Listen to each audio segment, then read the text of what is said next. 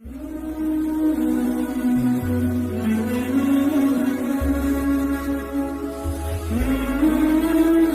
آپ علیہ السلام نے فرمایا تھا کہ میں دنیا سے رخصت ہو جاؤں گا، لیکن میرے دین کا کام میری امت کرے گی، امت کا ہر فرد کرے گا۔ اب نبی نہیں آئیں گے، نبی کا کام امتی کریں گے۔ کیا؟ انسانوں میں اللہ کی معرفت پھیلانا، اللہ کا یقین پھیلانا، اللہ کی محبت پھیلانا، رسول اللہ کی محبت پھیلانا، یہ ہر مسلمان کرے، لیکن ان میں سے بھی کچھ مخصوص بندے بھی ہوں۔ فرمایا 500 اولیاء اللہ ہر وقت دنیا میں موجود رہیں گے۔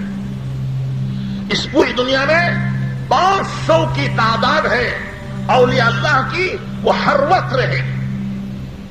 جو اللہ سے وہ مانگیں گے اللہ وہ کر کے دکھا دیں گے، اللہ ان کی بات کا انکار نہیں کرے گا۔ اسی طرح 100 نقبہ ہوں گے جو ان سے اعلیٰ درجے کے ہوں گے۔ سن رہے بھائی کہ سو رہے ہیں؟ یہ تو جاگنے والوں کے بھی کم سمجھ میں آتا ہے، سونے والے تو چھوڑو، وہ تو آسمانوں کی سیر کریں گے، جاگنے والے بھی بہت مشکل سے سمجھیں گے۔ تو میں نے عرض کیا کہ 500 تو اولیاء ہیں اور 100 نقبہ ہیں، اور ان سے اعلیٰ درجے کے 70 ہیں جسے نجبہ کہتے ہیں، نجیب اور نجبہ جمع ہے۔ پھر اس کے آگے 40 ابدال ہوتے ہیں جسے بدلا بھی کہتے ہیں اور ابدال بھی کہتے ہیں، وہ 40 کی تعداد ہوتی۔ پھر اللہ جل شانہ نے ان میں سے 5 ایسے بنائے ہیں جو حضرت آدم علیہ السلام کے دل کے برابر یا اس کی صفت کے برابر ان کی صفات ہوتی۔ پھر ان سے آگے اور 3 ہیں، پھر ان سے آگے اور 2 ہیں جنہیں اقطاب اور قطب کہتے ہیں، اور ان سے آگے 1 ہے جسے غوث و غوث العظم کہتے ہیں۔ سمجھ گئے بھائی؟ یاد ہو گیا؟ سب سے اعلیٰ اور افضل جن کا دل حضرت اسرافیل علیہ السلام کے دل کی طرح ہوتا ہے، اور نبیوں میں جن کا دل حضرت ابراہیم علیہ السلام کی طرح ہوتا ہے، ظاہر میں وہ انسان ہیں اور اللہ جل شانہ کے نزدیک ان کا رتبہ سب سے بڑا ہے، وہ حضرت جبرائیل علیہ السلام سے بھی اعلیٰ اور افضل ہیں، اور اسرافیل سے بھی وہ افضل ہیں، وہ تمام مخلوق سے اعلیٰ اور افضل ہیں، اور اس کو غوث العظم کہتے ہیں۔ ان کے بعد دوسرے نمبر پر قطب ہوتے ہیں، اور ایک وقت میں 2 قطب ہوتے ہیں، اقطاب اور قطب یہ 2 ہوتے ہیں، ایک خاموش اور ایک بولنے والے جو وعظ و نصیحت کرتے ہیں، اور ایک صرف توجہ کرتے ہیں۔ پھر ان سے اعلیٰ، پھر ان کے بعد ان سے کم درجے کے 5 ہیں، پھر ان کے بعد 40 ہیں وہ ابدال ہیں، پھر ان کے بعد 70 ہیں جو نجیب اور نجبہ کہلاتے ہیں، پھر ان کے بعد 100 ہیں جو نقبہ اور نقیب کہلاتے ہیں، اور پھر اس کے بعد 500 ہیں جو اولیاء اللہ اور بزرگان دین کہلاتے ہیں۔ جب 100 میں سے کسی کا انتقال ہوتا ہے تو اللہ تعالیٰ 500 میں سے ایک چن کر اس کو وہ مقام دے دیتے ہیں۔ جب 70 میں سے کسی کا انتقال ہوتا ہے تو 100 میں سے کسی کو اس کا مقام دے دیتے ہیں۔ جب وہ 5 میں سے کسی کا انتقال ہوتا ہے تو ان 70 میں سے چن کر ایک کو مقام دیتے ہیں۔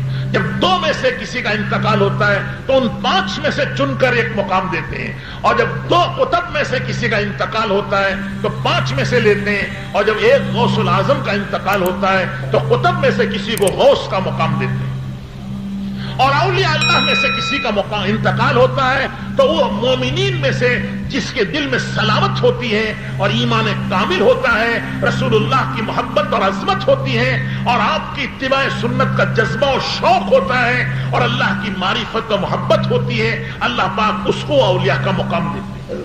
بیک وقت یہ سب موجود ہوتے ہیں، اولیاء اللہ بھی ہوتے ہیں، نقبا بھی ہوتے ہیں, نجبا بھی ہوتے ہیں, بدلا بھی ہوتے ہیں, اور وہ اقطاب بھی ہوتے ہیں, اور غوث اعظم بھی ہوتے ہیں, اور انہی کے ہاتھ میں گویا ساری دنیا کی سلطنت اور ساری دنیا کی حکومت اللہ جل شانہ حقیقت میں انہی کے پاس دے کر رکھتے ہیں. دنیا کے حاکم اور وزیر اور بادشاہ یہ حقیقی بادشاہ نہیں ہوتے.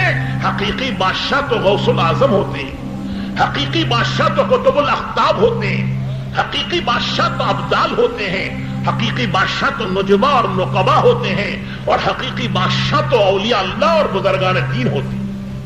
یہ صورت ہوتی ہے دنیا میں وزیروں اور گورنروں کی. یہ ناپاک نجس بے ایمان یہ اللہ کی زمین کے مالک کیسے ہوں گے؟